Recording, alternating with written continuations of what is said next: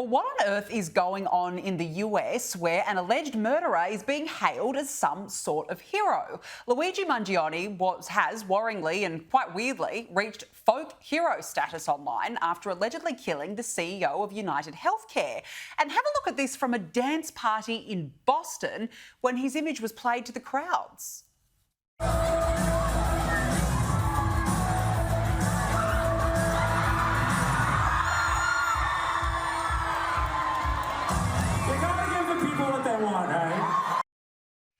Joining us now is Based Politics co-founder, journalist and commentator Brad Polumbo. Brad, good to see you.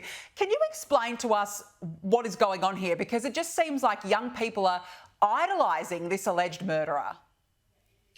Yeah, I mean, it's mental illness, it's deranged, it's strangely bloodthirsty. I mean, we're actually even seeing online across TikTok and many social media platforms, young people not just praising the man who allegedly gunned down a man and a father of two in cold blood, but thirsting after him, turning him into some sort of sex symbol. They're all sharing a shirtless picture of him and basically, I mean, lusting after him in a truly bizarre way. I mean, it's one thing to have criticisms of the US healthcare system, which is deeply, deeply flawed, or to even argue that insurance companies are like a big part of the problem or that this CEO is some evil guy. I'm not necessarily convinced of that last part, but to support or to encourage extrajudicial killings of people in the streets, no trial, no due process, just because you hate their business or you hate their company, to act like that's some sort of noble thing is actually scary how widespread that sentiment is, because if they kept going down that path, that could take America to a truly dark place indeed. Yeah, it's incredibly worrying, the response to that murder. I want to talk to you about Donald Trump because he just keeps on winning. Days after being named Time Magazine's Person of the Year, he's been awarded $23 million in compensation after the ABC defamed him as a rapist. Brad, this is a massive loss for the ABC. Tell us what happened. Yeah, this is a huge deal. So ABC News host George Stephanopoulos basically made a huge mistake on air and described Trump as being held civilly liable for rape, when in fact the jury in New York considered that charge and did not find him liable for it. They found him liable for two other charges instead. So it's a huge mistake, but I will admit I was honestly quite surprised to see this development that they settled for such a large figure to compensate him, because we have very, very high standards for defamation in the United States. So typically you can say almost anything about a politician, even if it's untrue, and get away with it. I think they must have been worried about what would come out in the wash. Maybe there's more that we don't know about. Maybe they don't want their emails and their information going through a discovery process where people would get a chance to lift the lid and bring some sunlight into what's happening inside these mainstream media outlets. But it was a really shocking story. And like you said, it is a huge win for Donald Trump and a huge black eye and massive embarrassment for the mainstream media, in particular ABC News. It certainly is. Now, look, Brad, there's something very odd going on in the skies above New Jersey, where mysterious drones have been reported by thousands. And now local officials are taking matters into their own hands. They claim the Department of Defense and Joe Biden are refusing to help. Have a listen to this. Sheriff Golden wrote me a few days ago requesting legislation to empower the state police to seriously protect at-risk persons and infrastructure, and if necessary, bring down a dangerous drone or drones.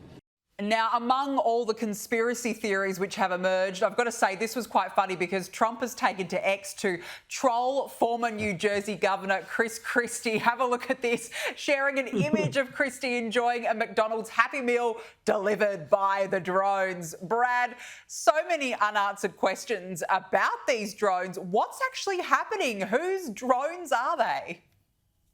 Well, the crazy thing, Danica, is that we don't know. Days into this strange phenomenon where people are seeing these very large clearly identifiable drones in New Jersey, and you're seeing them across social media. People are reporting them. We don't know what they are. The government won't tell us, and I refuse to believe that they don't know. I really find that hard to believe that the federal government don't know, though it is possible that some branches of the government know and some don't.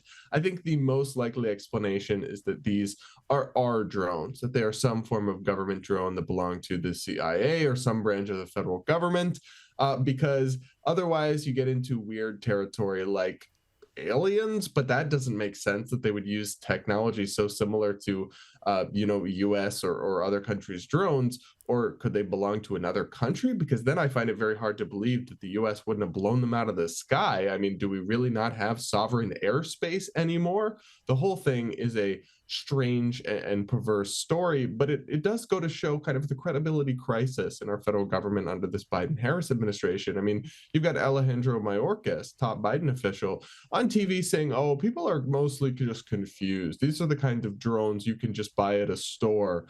No, sir. I mean, some of them are 7 to 8 feet wide. That's not something you can just buy at a store. They're flying in patterns. They're confusing people and scaring people. And people want to be able to look to our government and get real answers and trust them, but they have a credibility crisis. And it's in moments like this when that's a real problem. Yeah, well, Donald Trump has said either identify them or shoot them out of the sky. So he knows where he stands. Back on Donald Trump and JD Vance, they received a very warm welcome when they attended the traditional Army versus Navy football game over the weekend. But Brad, what got my attention was the national anthem. Trump was saluting, Vance was standing to attention. It seems like patriotism is back.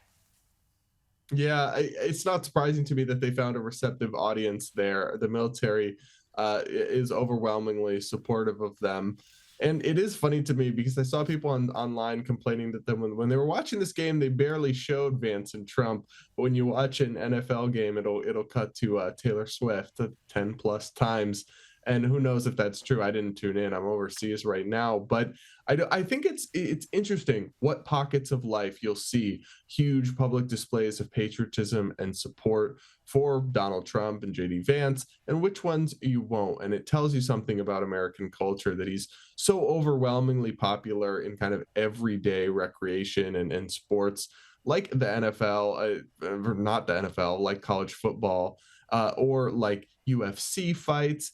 And yet in Hollywood or kind of elite circles in those camps, he would get a very different reception. So I think that we're seeing America silo off in ways that's interesting, but also revealing in terms of our cultural phenomenon and how politics intersects with it all. Yeah, it's a really good point, Brad. Now, look, before we let you go, the Department of Education spent at least $1 billion DEI hiring, programming and mental health training in America's schools since 2021.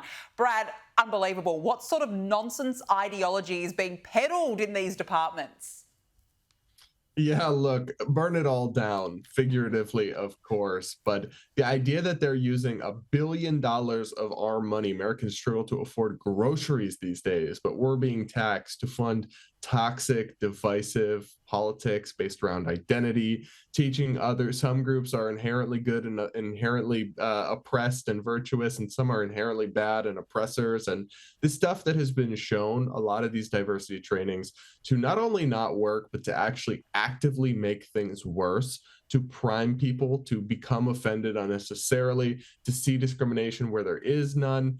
I find it deeply concerning, but actually pretty unsurprising that the federal government is spending so much of our money. And this is just the Department of Education. So just one federal agency funneled into these kinds of toxic programs.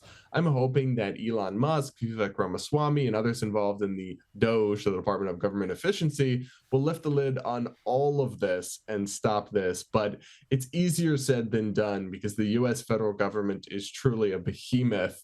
It is very good at covering up for itself and resisting this kind of sunlight. But when we do, we can see what's going on, and most of the American people aren't supportive of it. And it's not about being against racism or against discrimination. No, DEI trainings and materials and advocacy goes far beyond that into territory that I think most people would find actually divisive in its own right and often alienating. So this should all be defunded and really prompt a lot of introspection as to how we ever ended up putting people in charge and in power that ever thought something like this was a good idea. Yeah. Brad, we have loved having you as part of the show this year, and we want to wish you a Merry Christmas, and we really look forward to having you part of the program again in 2025. Thank you so much for your time. Thank you, guys. Appreciate it.